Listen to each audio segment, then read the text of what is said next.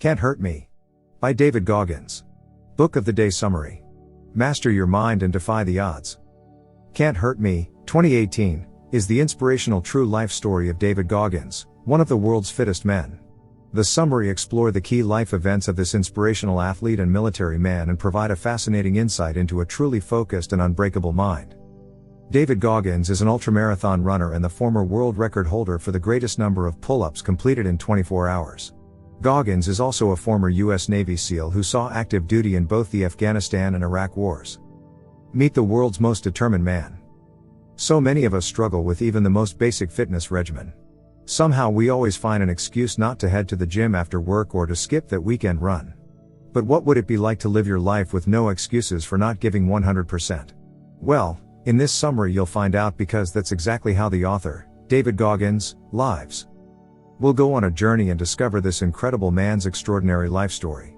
From his traumatic childhood and overweight 20s to his amazing transformation into one of the world's fittest soldiers, we'll learn what it takes to become one of the fittest people on the planet. Through searing honesty and unbelievable anecdotes, we'll find out just how Goggins turned his life around to achieve the near impossible, and how you can emulate his success. Read on to discover how Goggins' childhood shaped him, why he almost dropped out of the military altogether, and what awaits you in Badwater 135. Key Idea 1. David Goggins' early life was blighted by his violent, demanding father. For many American children, childhood is a carefree time full of play, security and parental love. Unfortunately, it didn't work out that way for David Goggins.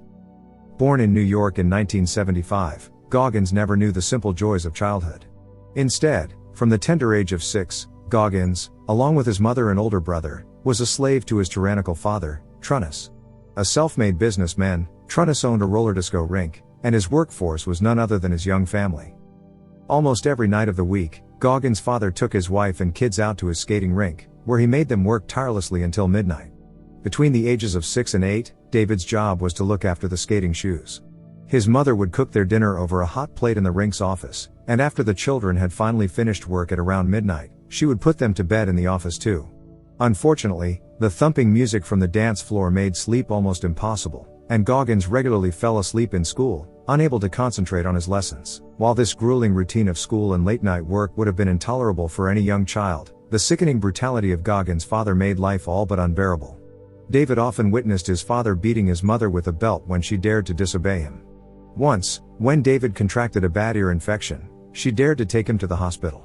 Trunnis hated spending money on his family, even when his children's health was at risk. When his mother returned from the hospital, Trunnis beat her senseless.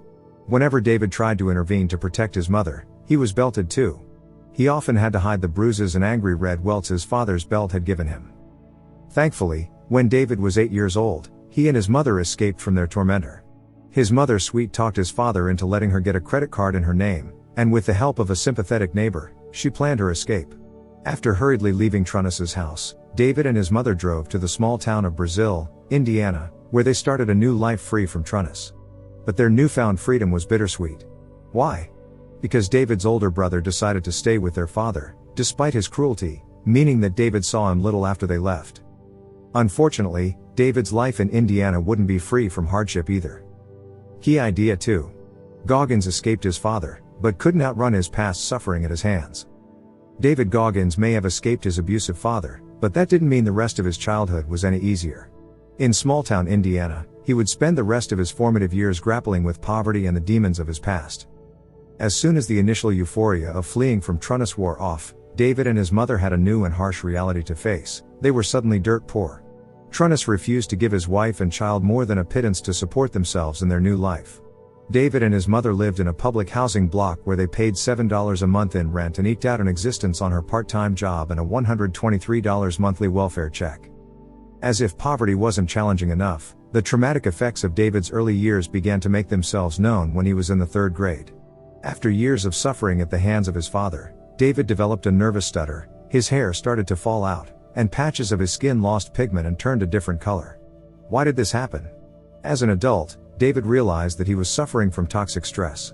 This is a phenomenon in which young children who have undergone severe abuse experience long-term changes to their brain chemistry, resulting in a permanent state of fight or flight. In other words, David had been through so much that his brain and body were now permanently on high alert for danger.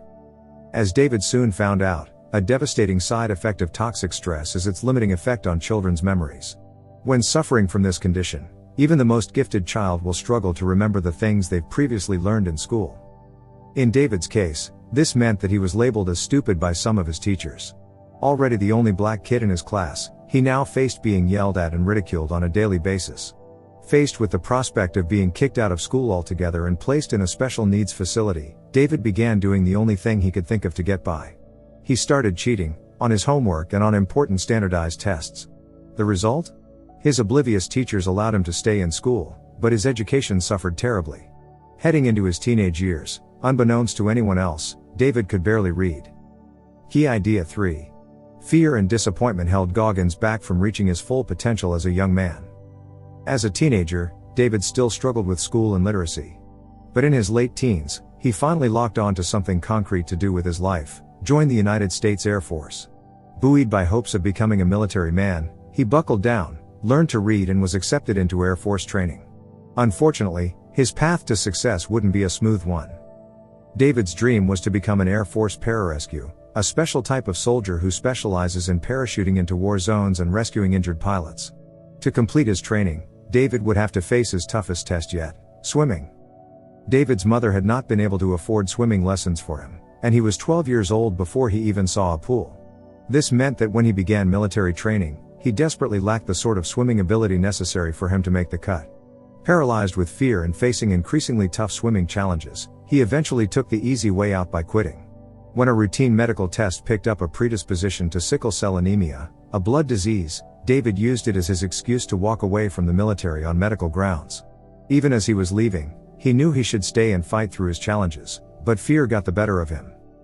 By 1999, with his military hopes vanquished, 24-year-old David was working a dead-end job as a night shift pest exterminator and using food to numb his disappointment.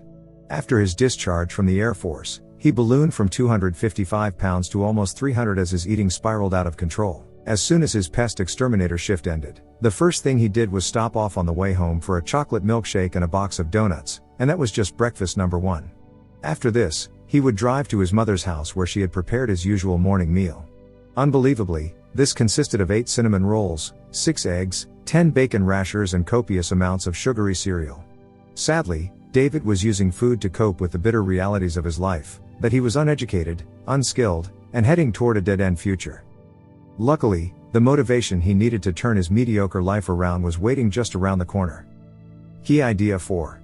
Goggins changed his life and his body in a quest to become a Navy SEAL. One morning, after binging on another massive breakfast, Goggins saw something on television that would change his life forever: a documentary about Navy SEALs in training. SEALs are widely regarded as the most elite fighting force in the world, and SEAL training is the toughest in the world. Only the best make it through. Watching SEAL recruits struggling through mud, sweat and tears, Goggins was transfixed by their mental toughness, their determination to fight through suffering and their peak physical conditioning. Suddenly, he wanted to join them more than he had ever wanted anything. Goggins spent the next few weeks phoning Navy recruitment offices across the United States, pleading for the opportunity to train as a SEAL. As luck would have it, there was a training program open to former military recruits who wanted to become active again by joining the Navy. Goggins was told he could use this program to join the SEAL training program. Unfortunately, there were 2 problems. Firstly, this program was going to be shut down in 3 months. Secondly, Goggins was far too heavy to join the Navy.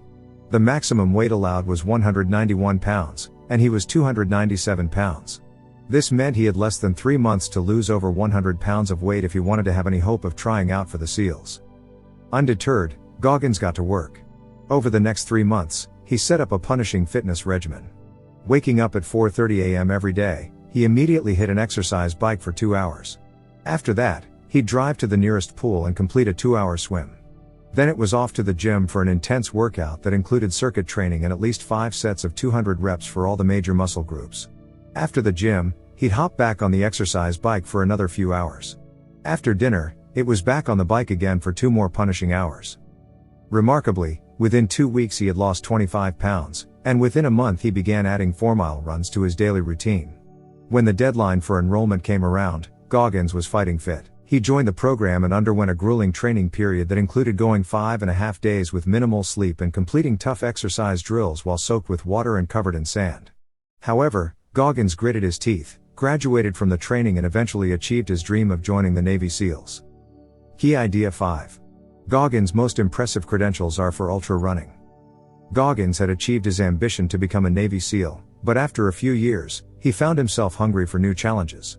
What would test his physical capabilities to the limit, the way SEAL training once had? In 2005 he found the answer: extreme long-distance running, or ultra running. Goggins began ultra running to contribute to a good cause. When several of his fellow Navy SEALs were killed in a military operation in Afghanistan, Goggins decided to raise money for the families they left behind. This way he could combine charity with his quest to complete the toughest foot race on Earth. The race he chose was called Badwater 135, a 135-mile race that includes the most challenging elevations and sweltering heat of any race in the world. Known as the ultramarathon to end all ultramarathons, it begins below sea level in California's Death Valley and finishes at an elevation of 8,374 feet. As if this weren't enough, Badwater 135 is always run in July, when Death Valley is often the hottest place on the planet. Incredibly, top competitors complete the course in under 48 hours. Before Goggins could compete in Badwater 135, the race's organizers required him to qualify by competing in another 100-mile race. So he set out to conquer the San Diego One Day, a 100-mile race in the heart of the city. Amazingly, he completed this first race without any special training at all. In fact, the only cardio he had been doing during the year leading up to this race was 20 minutes a week on a cross-trainer in the gym. Although he suffered greatly along the route, experiencing loss of bladder and bowel control due to sheer exertion, he completed the race in just 19 hours, even running an extra mile just to make sure he really had finished. After this triumph, Goggins was accepted as a 2006 Badwater 135 competitor. This time he trained as hard as he could in preparation for the race. Not only did he carefully study the terrain he would run, but he also trained in the kind of extreme heat in which the race would be run. When race day came around, all his training paid off, and Goggins completed Badwater 135 in just 30 hours, coming in 5th place. Key Idea 6.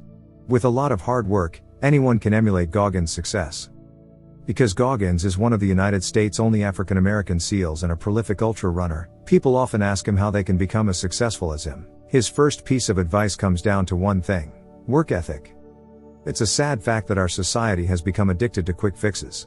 But Goggins believes that if you want to master yourself and harness your true potential, there's no quick fix, only hard work.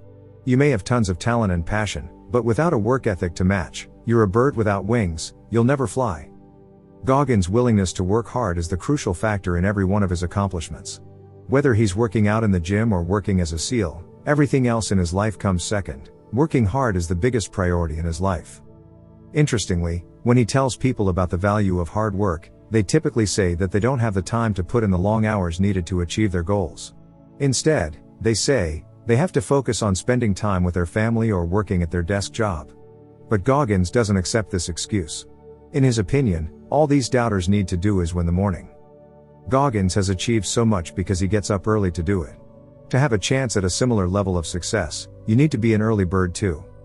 A typical day for Goggins starts at 4 a.m. when he immediately gets up and goes for a 6 to 10 mile run. By heading out so early, he can be back home by 5:15 a.m., ready to shower and have breakfast. As if this weren't enough, he then bikes 25 miles to work, arriving at his desk by 7:30 a.m. And his strict fitness regimen doesn't stop then. During his lunch break, he'll find time for a gym session or another 6-mile run on a nearby beach. After work, he cycles home again, and by the time he walks back through the front door at 7 p.m., he's found the time to cycle 50 miles, run at least 10 more, and work a 9 to 5 desk job. So get up early tomorrow morning and start pushing yourself. Because if David Goggins can do it, you can too. Final summary. The key message in this summary. David Goggins overcame a violent, traumatic and impoverished childhood, and emerged with the dream of joining the army. After overcoming his difficulties in swimming and losing huge amounts of weight, he eventually emerged as a super-fit Navy SEAL and a successful ultramarathon runner. Emulating his success is possible. It just takes an extraordinary amount of hard work and getting up early in the morning. Actionable advice. Go beyond with the 40% rule. Goggins invented the 40% rule because we typically give up and go home when we have expended only 40% of our potential effort. Why? Well, there's a part of our mind that wants to protect us from suffering and hardship, So it tricks us into believing we've already given everything we've got when really we still have 60% left in the tank. To master our minds, we have to push through the suffering and ignore the voice in our head so we can give our true best every time. Subscribe for daily book summaries.